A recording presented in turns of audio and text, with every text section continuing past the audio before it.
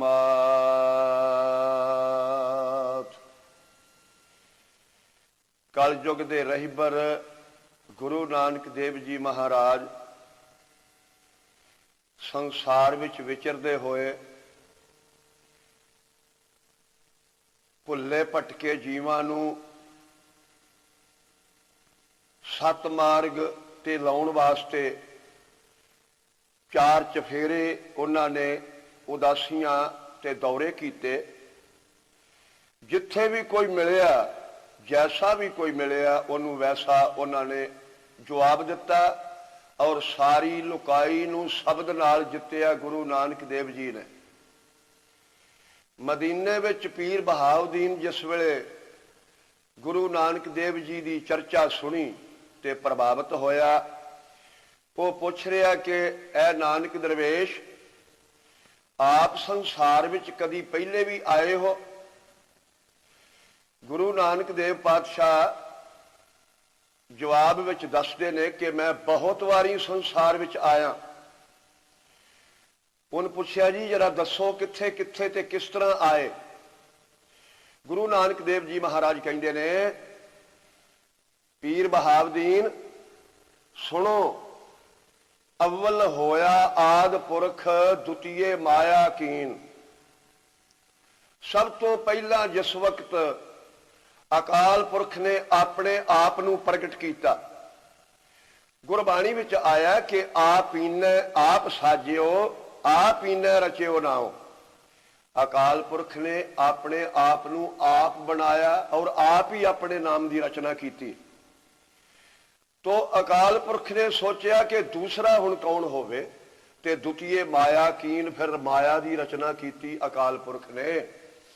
गुरु नानक देव जी कहते ने, द्वितीय माया कीन, तृतीय होया वासदेव, चौथे ब्रह्मा चीन, पंचम होया महादेव, छेवां कश्यप उपाए, कश्यपो रब सस उपजया, शिव शक्त स्वरूप कहाए। छेवां नंबर कश्यप दा ते कश्यप ऋषि होए ने जिन्हां तो सूरज की उत्पत्ति मनी गई है, ते इथों सूरज चंद्रमा का विकास होया, जिथों सूरज वंश चलिया। भारत वर्ष के इतिहास विच सूरज वंश की बहुत लंबी कथा है। तो गुरु नानक देव पातशाह कहते ने, सूरज कुल ते रग पया, रग वंशी पया राम।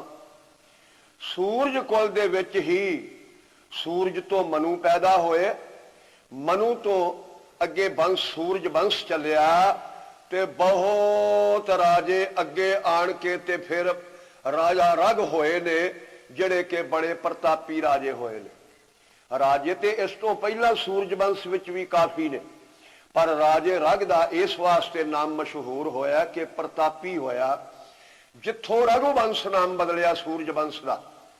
गुरु नानक देव पातशाह कहते ने, रघुवंशी भया राम, रामचंद के दोए सुत, लव कुसु तेह नाम। ये हमारे बड़े हैं जुगा जुगा अवतार, इन्हीं के घर प्रगटे नानक कल अवतार। पीर बहाउद्दीन नूं दसिया गुरु नानक देव पातशाह कहते ने, ये मेरे वड्डे बजुर्ग ने, इन्हां घरां विच मेरा आउणा कई वारी होया ते आउंदे रहे। इसे कथा नूं कलगीधर पातशाह ने अपनी अमर रचना विचित्र नाटक विच बयान किया है। कलगीधर पातशाह ने अपना वंश दसण वास्ते सोढी वंश ते बेदी वंश की कथा दसण वास्ते विचित्र नाटक विच बहुत लंबी कथा लिखी है। पातशाह कहते ने, अब हम कहो सो अपनी कथा, सोढी वंश उपजया जथा। साहब गुरु गोबिंद सिंह सच्चे पातशाह आरंभ करते हैं विचित्र नाटक विच कि सोढी वंश कित्थों बनिया, किस तरह बनिया, यदी बहुत लंबी कथा दसते ने। कहते ने, बनता कदरू दित अदित, ते रिख बनी बरी बनाए, नाग नाग रिप देव सब दैत लय उपजाए। कच्छप ने, कच्छप दी चार शादियां सन, जिदे विचों दैत और देवते पैदा होए। नाग ते गरड़ जैसे प्रगट कीते ते अदिति दे गर्भ तो सूरज का विकास होया, जन्म होया। सूरज नूं देवतियां दा भरा मन्निया गया, देवतियां विचों है और कच्छप दे पुत्र मन्निया गया। ये पुराण कथा है, सतगुरु जी ये बयान करते हैं। कहते ने ताते सूरज रूप को तरा, कच्छप तो सूरज होया। जेड़ी गुरु नानक देव जी कथा कहते ने वो ही गुरु गोबिंद सिंह पातशाह कहते ने। कच्छप तो सूरज पैदा होए ते कहते ने ताते सूरज रूप को तरा, जाते बंश परचुर रव करा। जिथों सूरज वंश की कथा चली है, गुरु गोबिंद सिंह सच्चे पातशाह कहते ने इथों सूरज वंश चलिया ते इसे वंश विच आण के तिनके वंश विखै रग पयो। इसे सूरज वंश विच ही राजा रग बड़े प्रतापी होए ने अपने समय विच, त्रेता युग दे विच। ते रघुवंश ते जग ते चलियो। इन्हां तो अगे रघुवंश बदलिया सूरज वंश तो। रघुवंश जिहे जग ते चलियो, तिनके पुत्र होत भयो अजबर, महारथी और महाधनर धर। राजे रग दे घर अगे राजा अजय पैदा होए, उन्हां दा पुत्र होया अजय। ते अजय की कथा गुरबाणी विच भी आई है। भाव उन्हां दे पुत्र ये महारथी होए ते महाधनर धर मन्निया गया। धनर धन तो भाव है धनशधारी, ते महारथी उसनूं कहंदे ने जिस दी कमान थल्ले 16,000 सूरमे होण, उहनूं महारथी कहंदे ने। जिस दे नाल 16,000 सूरमा दो पासी चलदा होवे ते ओ रथ ते चलदा होवे, उहदा नाम हुंदा है महारथी। महाराजा अजय महारथी होए, महाधनशधारी होए। इन्हां ने अपना समा बतीत किया। कहते ने तिन जब भेष जोग को लयो ते राजपाट दशरथ को दयो। कलगीधर पातशाह कहते ने जिस वेले महाराजा अजय सुरलोक नूं जाण लगे ते उन्हां ने राजपाट अपने पुत्र दशरथ नूं दिता ते उन्हां ने जोग भेष धारण किया। जोग भेष इस वास्ते धारण किया सी महाराजा अजय ने कि उन्होंने एक बारी शिकार गया होया अपनी राणी का प्यार परखना चाहया कि देखिए राणी का कितना प्यार है। इन्हां दे महाराणी का नाम सी इंद्रमती। इन्हां ने शिकार गए होए अपना अंगोछा खून नाल भिओ के लहू नाल ते सिपाही नूं दिता भी जाओ राणी नूं दे देना ते अज वेखीए कि उहदा कितना प्यार है। उस दूत ने लिया के महाराजा का जो अंगोछा सी खून नाल भिजया होया लिया के राणी नूं दिखाया तो राणी ने पूछया ये की होया। उसने कहा जी राजा शिकार करन गए सन, वो आप ही शिकार हो गए ने, शेर का शिकार हो गए ने, यह उन्हां दी निशानी है। ये जिस वेले गल सुनी राणी ने इंद्रमती ने ते उसे वेले ही एक ठंडा साह लिया, ਉਹਦੇ ਨਾਲ दूजा साह ही नहीं आउण दिता, प्राण त्याग दिते राजे दे विजोग विच। ऐसा जदों देखिया ते उसने जाके राजे नूं दस्सिया कि राणी ने ते अपना शरीर त्याग दिता। राजा चलिया घर आया, अगे देखिया ते राणी का शरीर मृतक पिया होया। हुण महाराजा अजय बहुत पछताए कि ऐसी कठिन परीक्षा नहीं सी करनी चाहिए, हुण की कीता जाए, इहदा कोई इलाज नहीं हो सकता। जिस वक्त राणी का सुरगलोक नूं गई देखिया ते महाराजा अजय ने राजपाट छड्ड दिता, राज करना राज दे दिता दशरथ नूं ते आप जोगी बन गए। घर घर भिखिया मंगतिया फिरना ते जदों कोई इस्त्री भिखिया लैके आउंदी ते ओदे वल वेख के महाराजा अजय नूं अपनी इंद्रमती राणी याद आ जांदी ते देख के रो पैंदे। गुरु नानक देव जी गुरबाणी विच कहिंदे ने कि अजय सो रोवै भिखिया खाए, ऐसी दरगाह मिलै सजाए।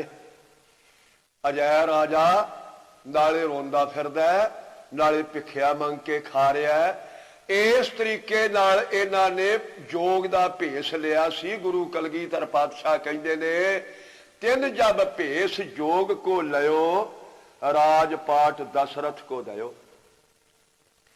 राजे दशरथ नूं राज दे दिता ते दशरथ ने, महाराजा दशरथ अपने जमाने विच बड़े सूरमे मन्ने गए, बड़े निशानची मन्ने गए।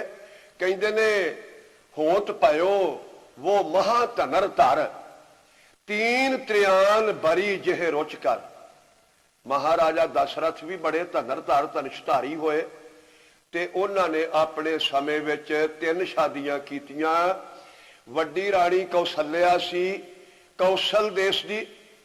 कल देश जो है ये सरजू नदी तो लैके पिछे एक घाघरा नदी है, ये सेंटर का इलाका किसी जमाने विच कौशल देश मन्निया गया। इस इलाके की राणी सी कौसल्या, ये नाल शादी हुई। ये वड्डी राणी है। दूसरी है राजे सुमित्र सैन की पुत्री सुमित्रा, ये नाल शादी हुई। तीसरी है महाराणी केकई, ये केकई देश की सी। केकश देश का इलाका सी कश्मीर विच, कश्तवार तो लैके कोहमरी तक का इलाका जड़ा है एक केकश देश मन्निया गया। ते कश्तवार विच उस वेले जो राज करदा सी महाराजा अश्वपति की पुत्री सी केकई।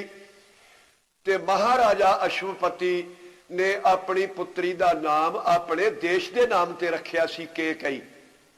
महाराजा दशरथ ने तीसरी शादी केकई नाल कीती। ये तीन त्रियान बरी जिह रुच कर साहब कलगीधर पातशाह कहंदे ने, तीन शादियां महाराजा दशरथ दियां होईयां।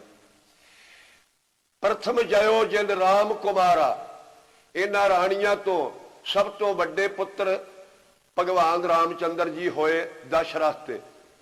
भरत लक्ष्मण शत्रु बिदारा, फिर भरत ते लक्ष्मण ते शत्रुघ्न, चार पुत्र महाराजा दशरथ दे होए। बहुत काल तिन राज कमायो, अंत काल सुरपुर है सिधायो। बहुत चिर तक राज किया इन्हां ने इस इलाके का।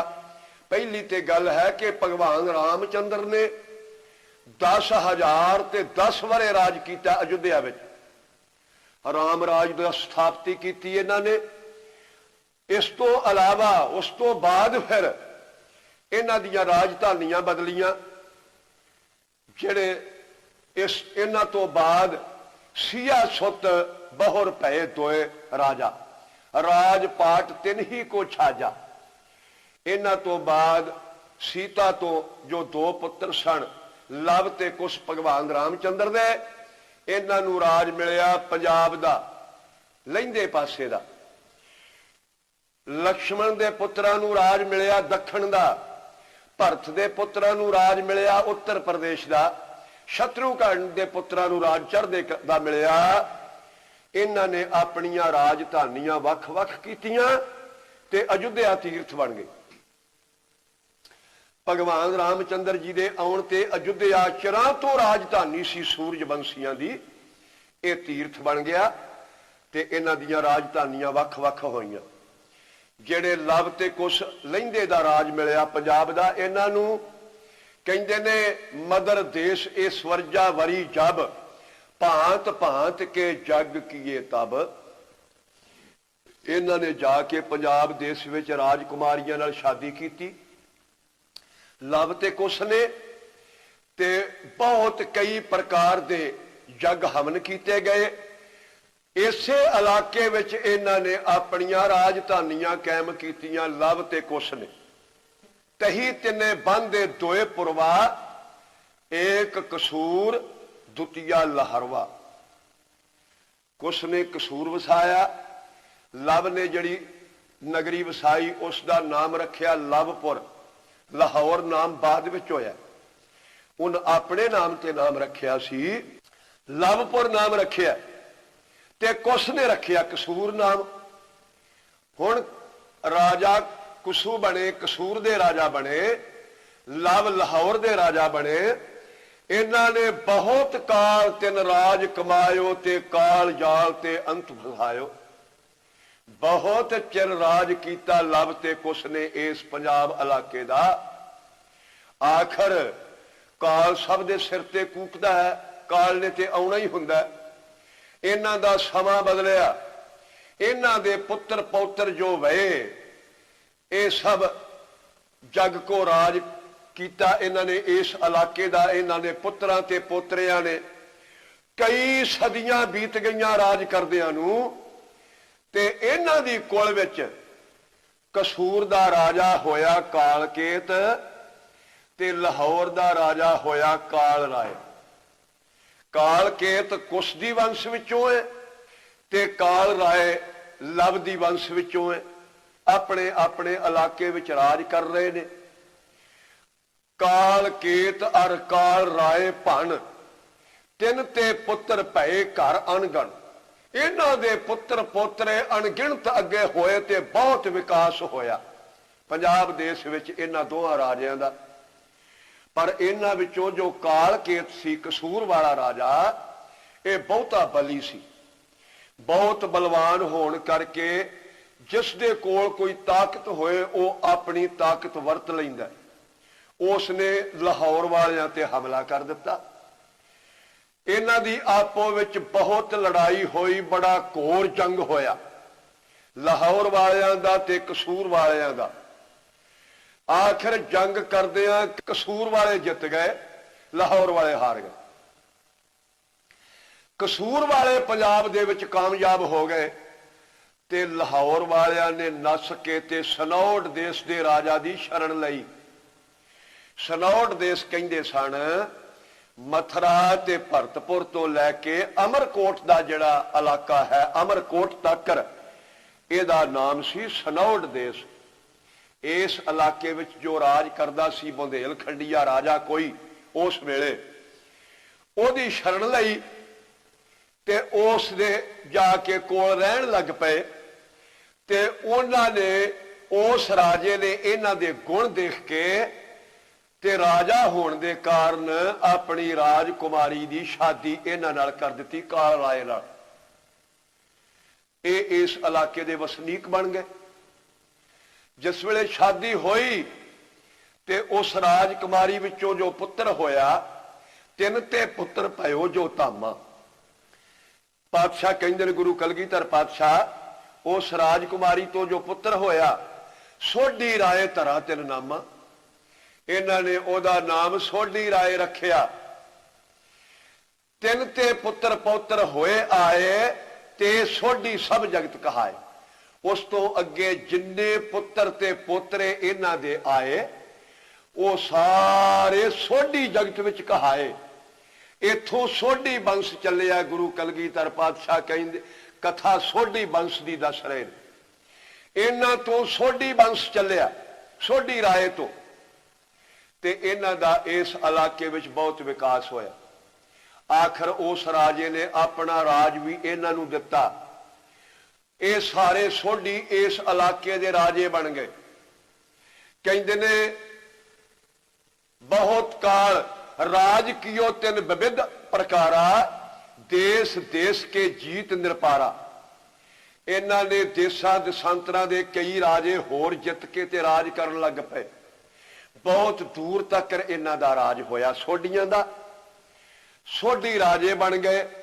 ਇਹਨਾਂ ਦੀ ਤਾਕਤ ਬਹੁਤ ਵੱਧ ਗਈ ਤੇ ਜਿਸ ਵੇਲੇ ਬਹੁਤੀ ਤਾਕਤ ਬਣੀ, ਪਰ ਇੰਨਾ ਕੁਛ ਕਰਦਿਆਂ ਨੂੰ ਕਈ ਸਦੀਆਂ ਬੀਤ ਗਈਆਂ ਇਹਨਾਂ ਦੀਆਂ ਇਸ ਇਲਾਕੇ ਵਿੱਚ ਰਾਜ ਕਰਦਿਆਂ। ਆਖਰ ਜਦੋਂ ਬਹੁਤੀ ਵੱਡੀ ਤਾਕਤ ਬਣ ਗਈ ਇਹਨਾਂ ਦੀ, ਇਹਨਾਂ ਨੂੰ ਆਪਣੀ ਰਾਜਧਾਨੀ ਯਾਦ ਆਈ ਕਿ ਸਾਡਾ ਅਸਲੀ ਅਸਥਾਨ ਜੋ ਲਾਹੌਰ ਹੈ, ਤੇ ਕਿਉਂ ਨਾ ਲਾਹੌਰ ਨੂੰ ਵਾਪਸ ਲਿਆ ਜਾਏ। ਇਹਨਾਂ ਨੇ ਵਿਚਾਰ ਕੀਤੀ ਭਈ ਆਪਣੇ ਕੋਲ ਇਸ ਵੇਲੇ ਤਾਕਤ ਬਣੀ ਹੋਈ ਹੈ ਤੇ ਆਪਣੀ ਰਾਜਧਾਨੀ ਵਾਪਸ ਲਈ ਜਾਏ। ਇਹਨਾਂ ਨੇ ਲਾਹੌਰ ਦਰਬਾਰ ਨੂੰ ਇੱਕ ਚਿੱਠੀ ਲਿਖੀ ਕਿ ਸਾਡੀ ਰਾਜਧਾਨੀ ਤੁਹਾਡੇ ਕੋਲ ਹੈ ਲਾਹੌਰ, ਜਾਂ ਤੇ ਆਪਣੇ ਆਪ ਖਾਲੀ ਕਰ ਦਿਓ ਤੇ ਨਹੀਂ ਤੇ ਅਸੀਂ ਫਿਰ ਜੰਗ ਕਰਕੇ ਤੁਹਾਥੋਂ अपनी राजधानी असां वापस लैनी है तुहाडे कोलों, ऐलान कर दिता इन्होंने। दूत भेज के उन्होंने चिट्ठी पहुंचाई गई। हुण लाहौर विच रहण वालियां नूं लाहौर खाली करना औखा हो गया। सारे पंजाब दे राजे सन ये कसूर वाले, राज कौन छड्डदा? इन्हां दोवां धिरां ने लड़न दा इरादा बना लिया। उधरों सोढी चल पे सनौट देश तो अपनी ताकत नाल लैके, इधरों इन्हां ने तैयारी की। पंजाब वालियां ने इन्हां दा आपो विच घोर जंग मचिया ते बहुत चिर लड़ाई होई। साहब कलगीधर पातशाह कहंदे ने ए विद मचा घोर संग्रामा, सिधे सूर सूर के धामा। बड़े सूरमे सुरगपुरी नूं चले गए सिद्धे सिधाए।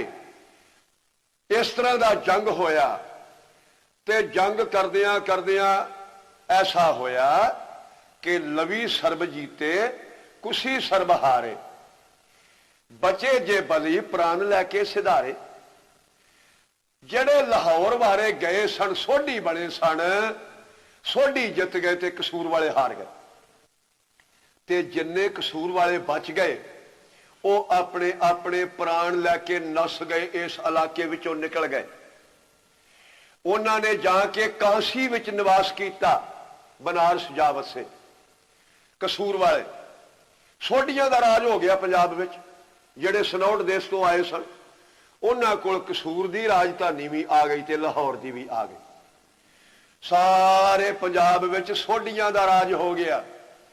सोढी राजे बन गए पंजाब दे ते कसूर वाले सारे हार के काशी विच जा वसे। हुण काशी जिहड़ी सी ये किसे जमाने विच भगवान शिव जी ने वसाया सी इस नगर नूं। ये हिंदुस्तान का बहुत वड्डा तीर्थ है ते ये विद्या की टकसाल है। काशी समय समय बहुत सियाणे महापुरुषों ने इथों जाके विद्या हासिल की है। भाई गुरदास जी बहुत चिर इत्थे रहे, इथों विद्या हासिल की। साहब कलगीधर पातशाह ने भी अपने 5 सिख काशी भेजे सन संस्कृत पढ़ने वास्ते, विद्या पढ़ने वास्ते। इसे तरह ही काशी विचों बहुत लोगों ने विद्या हासिल की ते ये विद्या की टकसाल सी काशी। इन्हों ने सोचिया कसूर वालियां ने भाई होर तो इत्थे कामकार है नहीं कोई, विद्या पढ़नी आरंभ की। इन्होंने वेद पढ़ने आरंभ कर दिते कसूर वालियां ने, ते बड़े वधिया वेद पाठी बन गए। वेद मंत्रां दा पाठ करना ते वेदां दी व्याख्या करनी इन्हां ने बड़े अच्छे तरीके नाल आरंभ की।